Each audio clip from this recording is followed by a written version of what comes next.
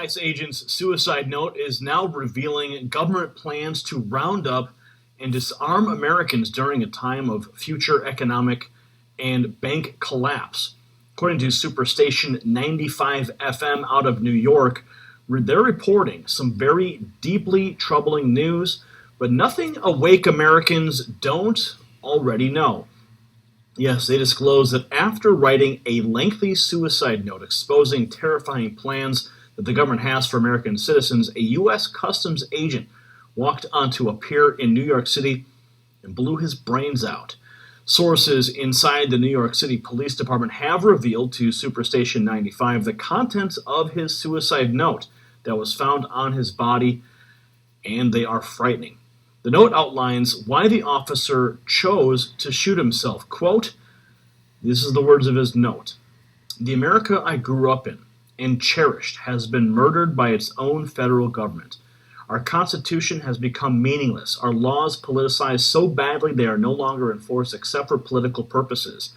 The note continued, our elected officials are, to a person, utterly corrupt and completely devoid of any love or respect for the country which pays them. To them, everything is about getting and keeping power and making illicit money from backroom deals. Now, the 42-year-old U.S. Immigration and Customs Enforcement deportation officer shot himself with a .40 caliber service pistol inside Pier 40 on the Hudson River Park at around 11 a.m. Apparently, a source at the scene described that the officer calmly walked into the park, took out his pistol, and shot himself in the head. Now, the suicide note, the officer revealed what he claimed are terrifying plans that the feds have been finalizing. And I have actually been tracking these very plans for many years now. Made some documentary films on it as well. Quote, if the American people knew what this government is planning, they would rise up and overthrow it. If I or anyone else in the federal government revealed what is coming, we would be killed anyway. So now I will reveal what I know. We in federal law enforcement have been drilling for several years to control riots and uprising from a coming financial collapse and widespread bank failure. The drills involve life-size images of American men, even women and children, whom we are told to shoot for practice and to get used to it. We've been told that the economy is terminally ill and we will fail in 2016. We are also told that the banks are insolvent and the FDIC doesn't have nearly enough funds to bail out depositors. We are told that these events are unavoidable, and it is imperative that the U.S. government survive when people rise up over this. When the collapse takes place, detention camps created under the Rex 84 program in the 1980s to house illegal aliens whom we're going to deport will instead be used to imprison American citizens whom the government feels constitute a threat. Wow, that's stuff that I've actually been covering for a long time. Rex 84, the FEMA camps, that whole element, the continuity of government program. It states here that American citizens will be rounded up without warrants and imprisoned without trial for God knows how long. It states that these camps have been equipped to carry out Hitler-scale killings, an actual purge of American citizens by the very government which they themselves created and pay for. And he wrote, I cannot be party to this. Wow, it's a very lengthy note, and I'm only reading part of it here. It goes on to say that the government knows the military will rise up to stop this, so our military is being deployed overseas and intentionally involved in foreign fights so they cannot be here to help Americans. Certainly a frightening future painted by this suicide note. And so frightening, in fact, that this agent took it upon himself to kill himself, to relieve himself of the burden that he felt that his own job and his own participation in this program placed upon him. So, again, like I said, I've been reporting on these types of stories for a long time, and now you have a ICE agent coming out. And what's interesting, too, is that the suicide note was leaked. So, I mean, look, this is a very, very shocking suicide note to begin with. Now, The only reason I'm giving it any level of credibility is because these are things that I have reported on in the past and I know exist. So for somebody within the government infrastructure who would be tasked with carrying out these types of roundups to come out, blow the whistle, and kill themselves is not outside the scope of reality. But nonetheless, it could. I mean, there's still a level of question here. Why would the New York police even have this suicide note to begin with? Unless wouldn't the feds be the ones to come in and take this guy? I don't know. There's a whole procedural issue there that needs to be questioned. But nonetheless, frightening information. What are your thoughts on this? Weigh in the comments section below. Subscribe for updates. And if you like what we're doing, give us a thumbs up and share this report. For the Next News Network, I'm Gary Franchi.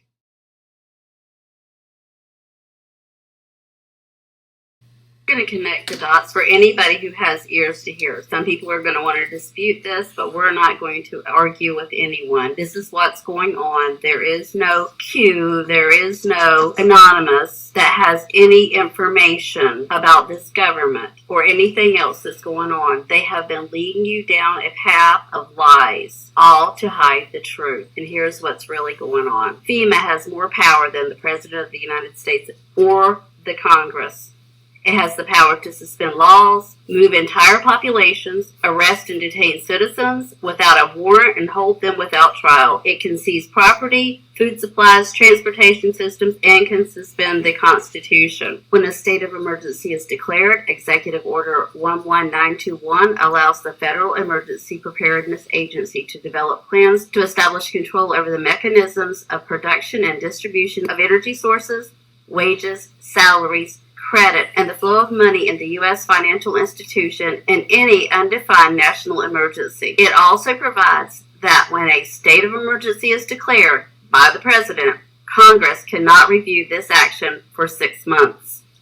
Now, with the understanding that after Trump signed the National Emergency Declaration, FEMA took over. Now, this is March 13th, 2020. Listen to what he's going to say now. This is right after he signed the National Emergency into effect. It is only the beginning of what we're really doing, and now we're in a different phase.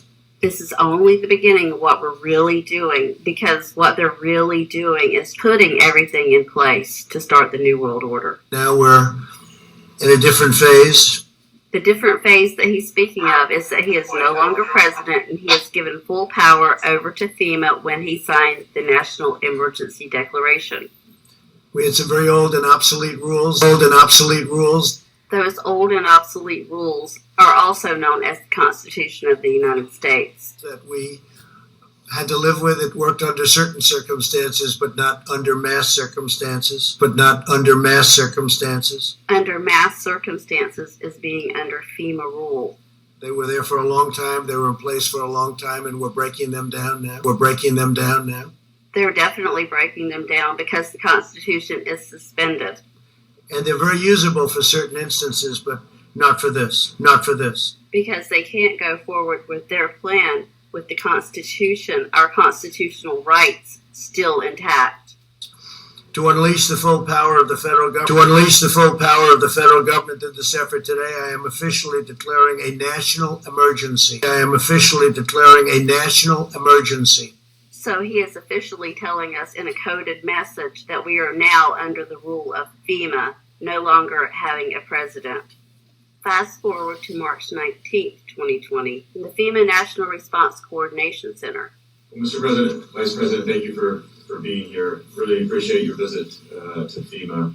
I think your visit really, as you indicated last week, by signing the national emergency, has really empowered FEMA. And he just made the declaration that FEMA is empowered, has really empowered FEMA. Fast forward to April 10th, 2020. In plain words, it's been my great honor to have been their president. Past tense. The American people have been so disciplined. It's been my honor to be their president. I've said it before. I'll say it again. I'll say it always. It's been my great honor to have been their president, and it's been my great honor to have been their president, and have been their president, have been their president.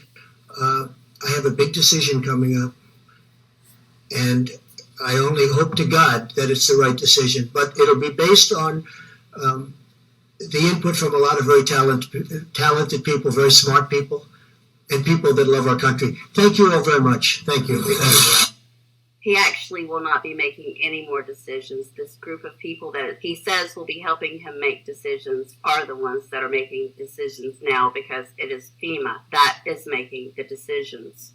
And as you can hear in this live briefing, Trump obviously does not know what's going on, because he said, you should have let us know, when Mike Pompeo said, we're in a live exercise. Pompeo says this is a live exercise.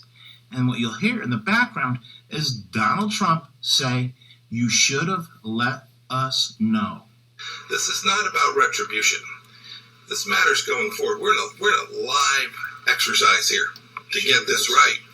We need to make sure that we're in a live exercise here to get this right. We're in a live exercise here to get this right. We're in a live exercise here to get this right. Does he sound like a man that's in control of anything anymore? He just looks like he has just lost his best friend in all of these videos that we're seeing now ever since he signed the National Emergency Declaration. I'm sure most of us thought that FEMA was created to help people in disasters. But here's the truth about FEMA. FEMA was created in a series of executive orders. A presidential executive order, whether constitutional or not, becomes law simply by its publication in the Federal Registry. Congress is bypassed. Executive Order 12148 created the Federal Emergency Management Agency, that is to interface with the Department of Defense for civil defense, planning, and funding. An emergency czar was appointed. Executive Order 12656 appointed the National Security Council as the principal body that should consider emergency powers. This allows the government to increase domestic intelligence and surveillance of U.S. citizens, and would restrict the freedom of movement within the United States and grant the government the right to isolate large groups of civilians. That's where we're at right now, people. We are all being told what to do, where we can and can't go. The National Guard could be federalized to seal all borders and take control of U.S. airspace and all ports of entry. Executive Order 10990 allows the government to take over all modes of transportation and control of highways and seaports. Executive Order 10995 allows the government to seize and control the communications media. Executive Order 10997 allows the government to take over all electrical power, gas, petroleum, fuels, and minerals. Executive Order 10998 allows the government to take over all food resources and farms. Executive Order 11000 allows the government to mobilize civilians into work brigades under government supervision. Executive Order 11001 allows the government to take over all health, education, and welfare functions. Executive Order 11002 designates the Postmaster General to operate a national registration of all persons. That's where your census comes in. Executive Order 11003 allows the government to take over all airports and aircraft, including commercial aircraft. Executive Order 11004 allows the Housing and Finance Authority to relocate communities, build new housing with public funds, designate areas to be abandoned, and establish new locations for populations. Executive Order 11005 allows the government to take over railroads, inland waterways, and public storage facilities. Executive Order 11051 specifies the responsibility of the Office of Emergency Planning and gives authorization to put all executive orders into effect in times of increased international tensions and economic or financial crisis.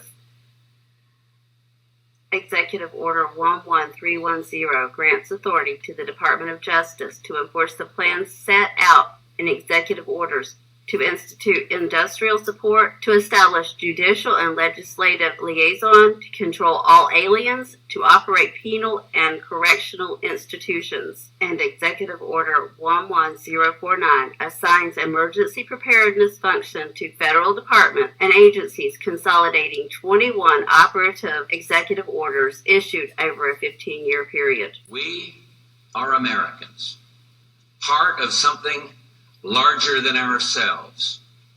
For 2 centuries, we've done the hard work of freedom, and tonight we lead the world in facing down a threat to decency and humanity. What is at stake is more than one small country. It is a big idea, a new world order, where diverse nations are drawn together in common cause to achieve the universal aspirations of mankind: peace and security, freedom, and the rule of law. Such is a world worthy of our struggle and worthy of our children's future. We have before us the opportunity to forge for ourselves and for future generations a new world order. A world where the rule of law, not the law of the jungle, governs the conduct of nations. When we are successful, and we will be, we have a real chance at this new world order, an order in which a credible United Nations can use its peacekeeping role to fulfill the promise and vision of the UN's founders.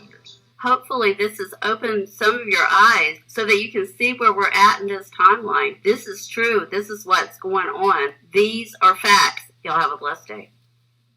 Okay, we're here in Madison, Georgia, looking for the famous Fema coffins, CDC Fema coffins. As you can see, they're stacked up everywhere. Windshield wipers. There it says private property. Going to drive along here, show you how long these actually go. Got the piled up about 15 high each. I don't see any lids. Back out a little bit. Real just to how large and how many of these there are.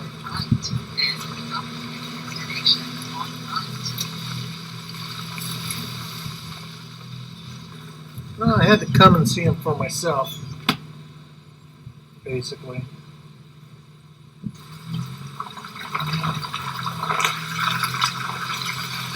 I don't know who that car was that just passed me a few moments ago. I think there's some property at the end of the road here. I asked a local person here that lived here 40 years if she'd seen any of these Fema coffins that I was describing. She said no. Maybe these folks drive by here frequently and don't even know that these are coffins. Probably just think they're stacks of some other type of container. But as you can see, they're black and long, stacked up on each other. Coming to the end of the corner here. And they got them turned sideways. Isn't that convenient? Right forward. Now you can see both dimensions of it, the full dimensions of both of them with the private property tag there.